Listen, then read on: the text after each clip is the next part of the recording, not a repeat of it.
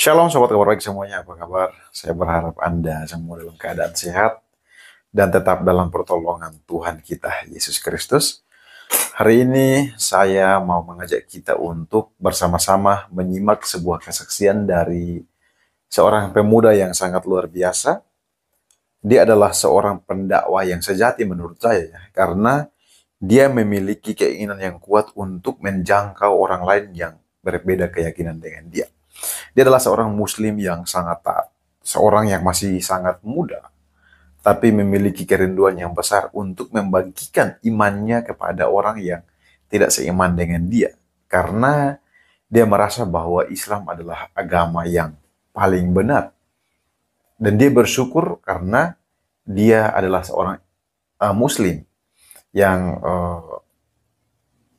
mendapatkan keselamatan itu dari Allah SWT, teman-teman ya. Nah, suatu ketika dia punya kerinduan untuk menjangkau pacarnya. Pacarnya adalah seorang Kristen. Namun, akhir dari cerita tersebut adalah dia sendiri yang dipanggil oleh Tuhan Yesus. Percaya kepada Tuhan Yesus. Dan akhirnya dia memberikan kesaksian yang luar biasa ini. Baik teman-teman, mari kita saksikan bersama-sama. Tuhan Yesus memberkati. Di nama saya Hemi, panggilannya. Di nama lengkap saya itu ada Muhammadnya. Namanya Jadi, Hemi teman-teman ya. Berapa tahun yang lalu saya berasal dari orang tua dengan beragama Islam. Bapak saya almarhum Islam, ibu saya Islam, otomatis saya pun Islam. SD saya sekolah di Al-Azhar Jakarta Selatan ya.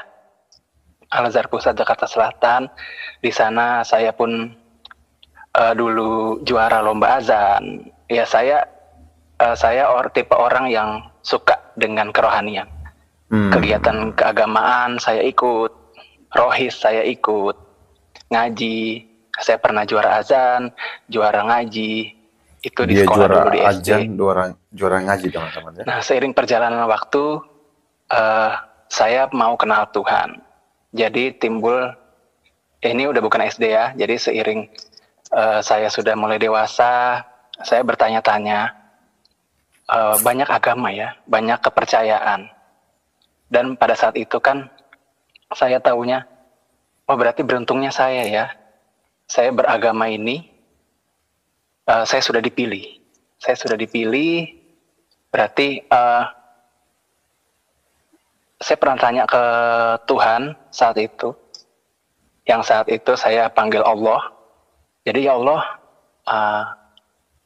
kalau saya beruntung begini, saya juga mau orang-orang di luar yang non-muslim, bagaimana caranya mereka selamat.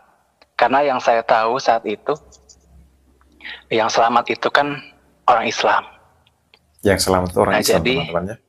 Saya beruntung karena orang tua saya Islam. Kalau orang tua saya Buddha, otomatis saya Buddha. Kalau orang tua saya Kristen, otomatis saya Kristen. Berarti kan agama yang saya pegang sekarang ini, tanpa saya pertanyakan, itu turunan dari orang tua. Nah, jadi saya bertanya saat itu, saya pernah nanya ke ustadz atau ke orang lain, ya nanti kalau kita mati, yang penting tetap bertahan pada agama Islam. Sekalipun kita berdosa kan kita ditimbang, akan dihisap. Kalau dosa kita lebih banyak, itu akan disucikan. Masuk neraka dulu, disucikan, lalu diangkat ke surga. Terus bagaimana kalau orang lain? Padahal dia amalnya banyak loh. Kayak saya suka lihat di TV atau kegiatan amal, charity, itu kan saya lihat banyak juga orang yang bukan Islam. Terus saya tanya, apakah mereka diperhitungkan juga? Wah, katanya saya dengar amal mereka seperti debu. Jadi mau gimana pun baiknya, mereka tetap masuk neraka karena bukan agama Islam. Nah, di situ saya merasa kok nggak adil ya? Ya Allah, emang kenapa begini ya? Kenapa nggak adil? Dan saya mempertanyakan, saya mau semua orang diselamatkan. Bagaimana Tuhan? Nah, jadi seiring berjalan waktu, saya terus mencari, saya mau tahu, dan saya pun belajar ketika dulu Allah menciptakan alam semesta, lalu dia bersemayam di atas arsy. Jadi dia jauh, begitu jauh. Entah bagaimana saya nggak cukup dengan sholat 5 waktu, saya tiap malam tahajud, sampai sholat duha juga, itu saya selama bertahun-tahun itu nggak cukup 5 Sangat waktu. taat, teman-teman. Saya selalu dengan sholat-sholat sunat yang lainnya, saya pun jalanin. Tapi tetap ada di hati ini, entah kurang puas atau nggak ada yang bisa mengisi kekosongan. Nah, jadi ketika saya mencari, sampai satu ketika saya kuliah di Jakarta,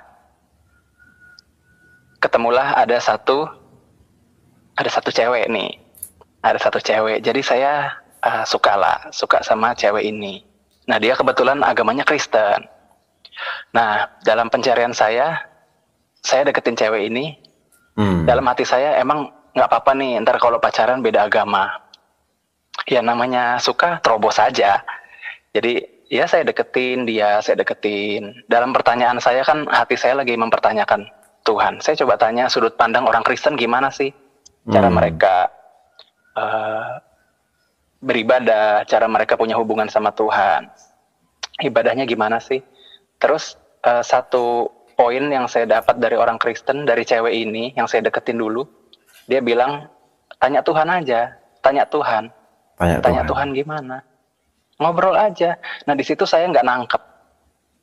Kok Tuhan bisa diajak ngobrol? Emang kita bisa ngobrol sama Tuhan? Karena pada saat itu pemahaman saya, ya kalau saya mau, saya sholat istiqoroh, saya sholat dalam sujud terakhir, saya meminta sama Tuhan.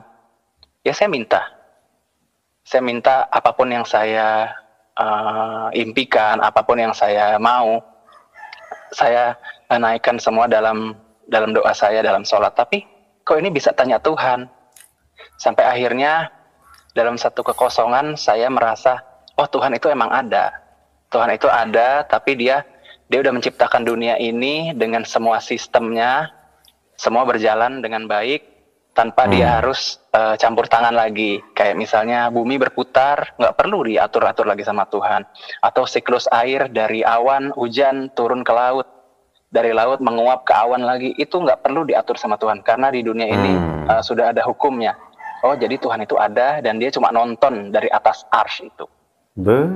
Dan dia melihat manusia yang berdoa, wah ini ada doa, kabulin. Oh ini berdoa, kabulin. Jadi saat itu saya memperbanyak ibadah dengan harapan lebih cepat dikabulin. Wow. Tapi tetap aja kosong. Nah, setelah saya ketemu, akhirnya saya memutuskan untuk istilahnya itu agnostik kali ya. Saya juga belajar, dalam pencarian saya belajar filsafat, psikologi, dan segala macam untuk mengerti tentang kehidupan ini, alam semesta ini, tentang manusia, segala macam saya cari. Tapi ternyata titiknya di cewek Kristen ini. Nah, singkat cerita saya nekat mau deketin dia. Kalau ada satu kesempatan, saya mau doktrin dia nih. Saya mau doktrin, lu tuh salah. Yang benar itu Islam. Itu Islam. Yang benar. Nah, di sini saya nggak bilang saat itu dan sekarang ini saya nggak bilang Islam itu salah, karena kita percaya pada Bapa yang sama ya, Ibrahim. Nah, cuman saat itu saya mau bawa dia ke Islam. Wah, tenang aja kan bisa saya Islamin dia. Saya pada saat itu ya merasa punya pengetahuan yang cukup lah, karena saya kan senang mendalami agama, kerohanian. Terus ternyata ketika saya mulai hampir keluar, mungkin bapak yang sebenarnya, bapak di surga, nggak mau anaknya ditarik, justru dialah yang datangin saya. Jadi suatu hari dalam proses saya PDKT sama cewek itu, ketika pulang kuliah saat itu, saya lagi kecapean, saya ketiduran di bangku malam-malam, tiba-tiba saya dapat mimpi kayak saya lagi berjalan di jalan setapak dengan orang-orang dengan baju compang-camping, baju kayak baju dibaptis gitu ya. Kalau yang Kristen tahu, kalau orang mau dibaptis kan pakai baju toga.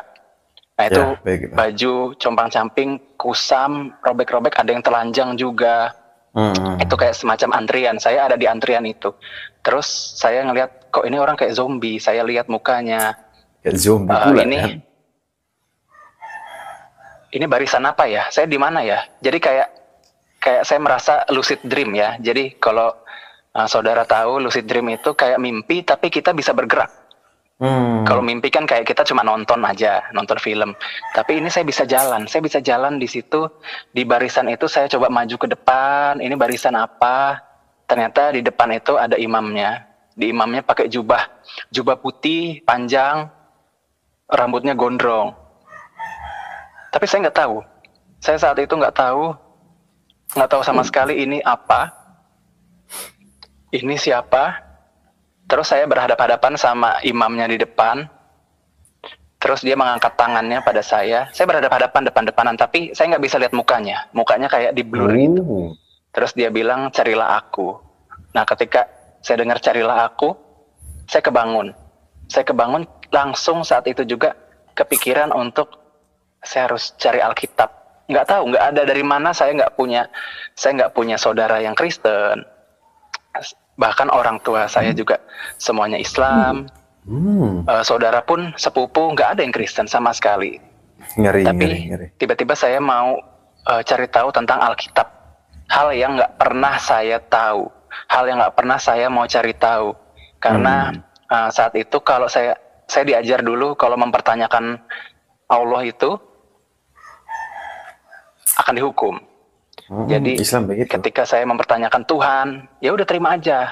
Ngapain mempertanyakan? Allah udah menciptakan begini, agama begini, nggak usah mempertanyakan. Nanti kamu murtad, nanti kamu diazab.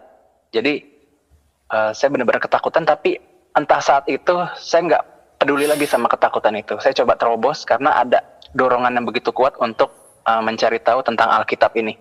Akhirnya saya kontak, saya coba cari di daftar handphone saya, daftar kontak saya, ketemulah dulu di tempat satu les vokal. Dulu saya pernah belajar musik. Nah dia ini guru les vokal saya. Nah ketika saya tanya ke orang ini, dia bilang, wah saya juga nggak tahu nih. Akhirnya dia sampaikan ke saya, ketemukan saya ke seorang pendeta, temannya dia, kenalannya dia. Nah dia itu juga mantan ustadz yang sekarang jadi pendeta. Nah singkat cerita saya ketemulah sama pendeta ini. Dia bilang, jadi ada satu kata yang bikin saya kena di situ. Kan dia bilang, saya mantan ustadz. Kenapa bisa jadi pendeta? Kenapa tuh Pak? Saya tanya, saya mau tahu. Kamu kan katanya tahu agama. Kalau kita lihat di Al-Quran, semua nabi bilang Allah berfirman. Itu pihak ketiga kan, pihak ketiga. Tapi cuman Yesus yang bilang, aku berkata kepadamu. Betul. Nah di titik itu saya jadi dapat, oh iya ya, semua nabi bilangnya selalu bilang Allah berfirman. Karena dia adalah utusan pihak ketiga. Cuman Yesus yang bilang, aku berkata kepadamu. Nah di titik itu juga saya langsung ada sesuatu di hati saya kayak klop. Dan ini dia jawaban yang saya cari selama ini. Dari kekosongan hati, langsung saya besoknya minta dibaptis. Cepat nah dan itu saya dibaptis 2014. Ya, nah setelah itu, perjalanan itu, ya tentunya orang tua nggak setuju. Jadi kan ketika kita masih berapi-api, kita nggak tahu. Waktu itu saya bawa Alkitab, ketahuanlah sama orang tua. Kamu ini Kristen ya? Nah terus saya langsung bilang, iya. Oh kamu? Nah saya mau baju saya udah langsung di packing tuh. Di packing, mau dibawa ke pesantren. Saya berdoa, Tuhan, saya mau perlindunganmu. Saya mau semuanya baik-baik aja. Nah entah kenapa itu Roh Kudus bekerja. Jadi tiba-tiba besoknya orang tua saya nggak jadi maksa saya bawa ke pesantren. Akhirnya ya udah, mungkin kamu apa ya, lagi belajar macam-macam lah, mungkin kamu lagi belum ngerti ya, kamu dalami lagi agamanya, cari lagi yang benar. Oh ya udah, cuman kan maksud dia dalami lagi agama yang sebelumnya, tapi saya nangkapnya, oh ini perkataan Tuhan, dalami lagi untuk iman saya yang sekarang. Ya udah, jadi saya minta, ya udah Tuhan, saya ingin mendalami lagi. Singkat cerita, semua berjalan baik-baik aja sampai satu ketika saya ketemu Bapak rohani saya pernah ke gereja ini, gereja itu, dan awalnya saya melihat sama aja. Cuman di situ ada satu kekosongan yang dulu, sekarang udah puas. Saya nggak nyari-nyari kemana lagi. Saya kayak sudah cukup. Kayaknya hidup ini udah tenang. Saya dapat ketenangan yang dulu nggak saya dapatin itu dari beribadah sebanyak itu. Ternyata saya datang, dapat pengajaran di gereja, ya Tuhan Yesus lah. Ada satu lubang di hati yang nggak bisa diisi sama apapun kecuali sama Tuhan itu sendiri. Karena ketika kita jatuh dalam dosa, keberadaan Tuhan dalam hati kita itu terlepas. Hadiratnya Tuhan lepas. Jadi hal itu cuma bisa dikembalikan sama Yesus. Betul. Nah, jadi singkat cerita, saya ketemu Bapak rohani saya. Bapak rohani saya bilang, kamu sih tinggal perdalam aja lagi untuk sekolah Alkitab. Nah, saya bilang, ya udah, kalau Tuhan emang mau bawa saya lebih dalam untuk mengenal Dia, Tuhan pasti buka jalan. Betul. Nah, itu jadi mujizat-mujizatnya. Jadi ada 3 checkpoint dalam hidup saya yang menjadi titik balik saya dalam hidup saya ini. Yang pertama itu ketemu Tuhan Yesus, saya ditangkap Tuhan Yesus. Amin. Yang kedua, ketika saya mau belajar mengenal Tuhan lebih dalam lagi, dengan iman yang saya bilang, ya nanti kalau Tuhan mau saya memperdalam pengenalan akan Tuhan, nanti jalannya ada. Tiba-tiba ada teman saya mensponsorin saya di untuk sekolah Alkitab. Itu sekarang mantap. yang sekarang ini itu di Charis Bible College ya di Jakarta. Nah, terus ada satu lagi, dan mujizat yang terakhir yang saya dapatkan yang jadi checkpoint hidup saya, yaitu saya menikah dengan perempuan yang dari Tuhan. Jadi kenapa saya bilang begini, karena yang ditulis di Alkitab, Hawa itu datang ketika Adam sedang tidur, itu saya dapatin. Itu benar-benar, jadi banyak seiring berjalannya waktu, Tuhan buktikan kepada saya kalau hidup dalam Tuhan itu benar-benar kita itu effortless changing. Jadi perubahan kita itu nggak pakai usaha. Saya cuma punya kerinduan, saya cuma melangkah atas dasar kerinduan saya. Tuhan, saya mau mengenal Engkau lebih dalam lagi. Amin. Lebih dalam lagi. Saya nggak mau jauh lagi dari Tuhan, saya nggak mau kosong lagi. Dan itulah jadi sepanjang saya perjalanan saya belajar kerohanian, cuma dalam kekristenan lah yang Allahnya menyertai. Wow. Karena kalau yang lain, ini menurut saya ya, nggak tahu kalau saya salah, saya minta maaf. Tapi di luar kekristenan itu konsep ketuhanannya, Tuhan itu di sana, kita menyembah, membawa persembahan, kita kasih Dia. Karena kita baik, karena kita beribadah, karena kita menyembah Dia, kita dapat upah. Teman-teman, kita sudah menyimaknya bersama, di mana seorang pemuda yang selalu juara dalam mengaji, dalam menghafal Al-Quran ya tadi ya. Pada akhirnya menjadi murid Tuhan Yesus. Luar biasa teman-teman. Awalnya motivasinya itu untuk mengislamkan orang Kristen, tetapi Tuhan membolak-balikkan hatinya. Tuhan membuat dia pada akhirnya menemukan jalan kebenaran yang sesungguhnya. Keselamatan yang sesungguhnya yang telah disediakan Allah kepada manusia, yaitu melalui Yesus Kristus. Dan itu luar biasa. Saya tadi menggarisbawahi bahwa dia mengatakan di dalam agama manapun, Nabi akan menyampaikan apa yang disampaikan Tuhan kepada dia dan akan disampaikan kepada manusia. Sedangkan yang dilakukan Yesus adalah, aku berkata kepadamu. Saya ingat ya, ada satu bagian firman Tuhan, Alkitab secara khusus, yang menjelaskan di mana Tuhan Yesus mengatakan, akulah jalan, kebenaran, dan hidup. Akulah garam dunia. Ini ayat-ayat yang sering saya kutip karena ya itulah Tuhan Yesus yang kami sembah. Terlepas dari teman-teman mau menuduh bahwa Yesus bukan Tuhan atau apa, bodoh amat bagi saya. Tetapi Alkitab jelas memberikan penjelasan bahwa Yesus datangnya dari atas.